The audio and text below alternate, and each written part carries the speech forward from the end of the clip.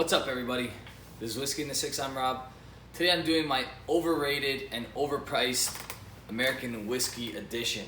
All right, it is American Whiskey Month, as some of you may know, and the following list is going to be a list of overrated or overpriced whiskeys. Now, I want to start with a little bit of a disclaimer because this is just my opinion.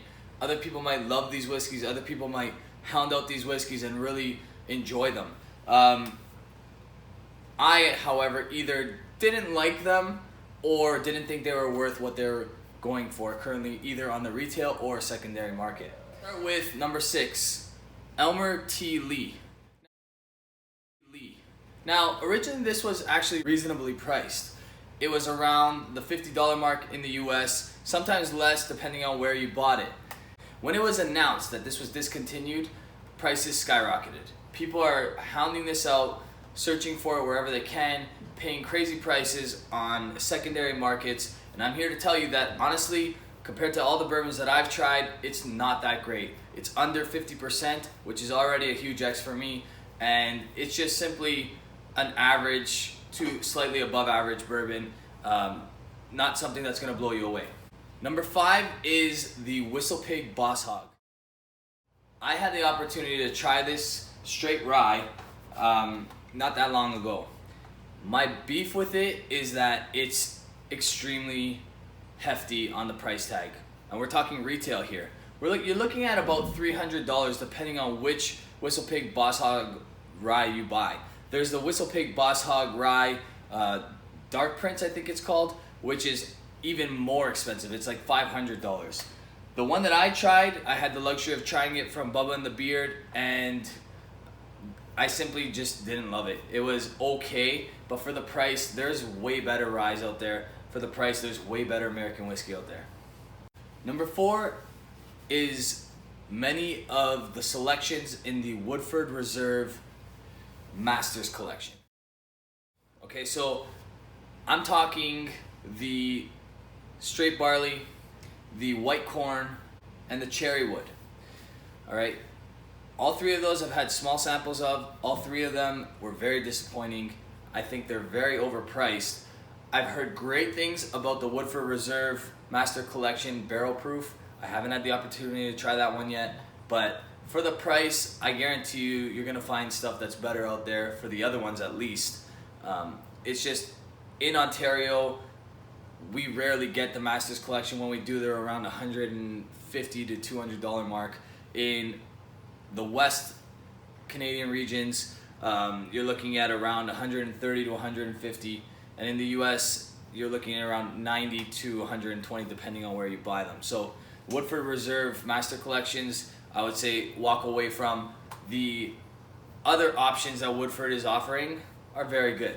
Number 3 is one of the bourbons that I actually lined up for at the LCBO. It's the Blanton Gold. Now, the Blanton Gold is decent stuff, don't get me wrong. It's bottled at a higher ABV. I don't love that it's chill filtered, but it's decent stuff. There's no age statement. I don't care about that kind of stuff. What I do care about is how highly touted it is. I want to knock it down a little bit because it's not as good as everybody says it is, and it's definitely not worth the price that you're paying for that Blanton's Gold. There are way better whiskeys out there. Elijah Craig Barrel Proof to list one. There's many. I don't have to go into too much detail. Just know that you're not missing out on much if you're missing out on the Blanton's Gold. Number 2 is the Van Winkle 12-year-old. Now, I want to be very specific in saying the Van Winkle 12-year-old. All the Van Winkles are very expensive. I don't think they're overrated though. Some of those are excellent whiskeys. Why I think the Van Winkle 12-year-old is overrated? Because it's bottled at a low ABV. It's going for about 120 in Ontario, probably about 80 or 90 in the US. That's retail, if you're lucky enough to find a bottle. And that's already overpriced in my opinion. In the secondary, you're looking at $400 to $500 US for that bottle. Do not waste your money on this bottle. Do not waste your money on a secondary price of this bottle. I honestly believe that there are way better whiskeys out there. If you can still get your hands on an Elijah Craig 12-year-old, just a basic one, it's better in my opinion. I did a blind review on the Elijah Craig 12, the Weller 12, the Van Winkle 12, and the Van Winkle 12 came in last. So that just goes to show you I didn't know what I was drinking. They were blind, and I picked that one last out of those three. So do not waste 400 to 500 US on the Van Winkle 12-year-old. So number one is the Jim Murray 2017 Whiskey of the Year, the E.H. Taylor 4-grain. Now, I've had a small sample of this, and I do think it's decent stuff.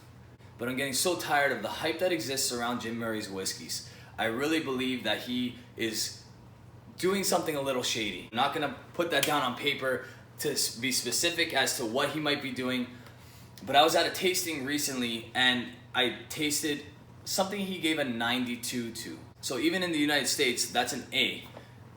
And it was the Canadian Club Classic.